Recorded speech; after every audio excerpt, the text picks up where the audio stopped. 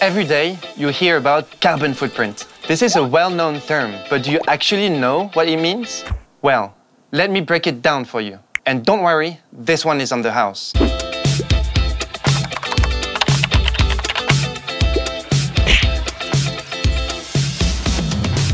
Calculating your carbon footprint as a company means precisely evaluating all your greenhouse gas emissions, whether they're direct or indirect. To do this, you must consider 3 scopes, 3 different types of emissions. Don't leave, it's super easy to understand.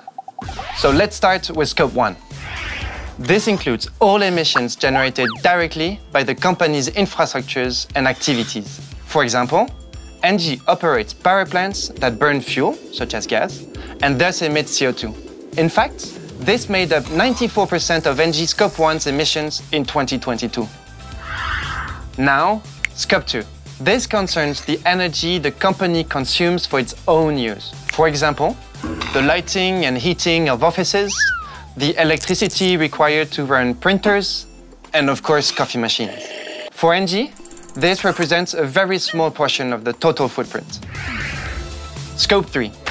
Well, I have to say this one is a bit complex. Scope 3 consists of indirect emissions generated both upstream and downstream of the company. In other words, by its suppliers and customers. But how do we know about their emissions? Let's start with the upstream. This requires getting information from suppliers.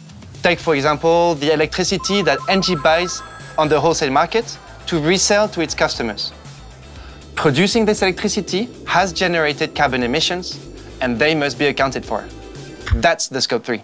Another example of upstream emissions is when ENGIE buys turbines for a wind farm. Well, obviously, producing these turbines is not carbon-free. Again, Scope 3. One more example, just because I'm feeling generous. When I take the metro to go to work, the commuting emits carbon. Guess what? Scope 3. And on the customer side, one must collect, or at least estimate, the emissions of its clients. When a residential customer uses ENGIE natural gas for heating, the emissions from that heating are part of ENGIE Scope 3. It's the same for a business customer that runs its plants with gas.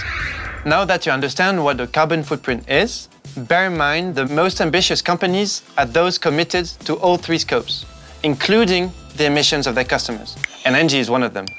This commitment is hard, as it requires companies to constantly reinvent themselves, and this is the key challenge of green business.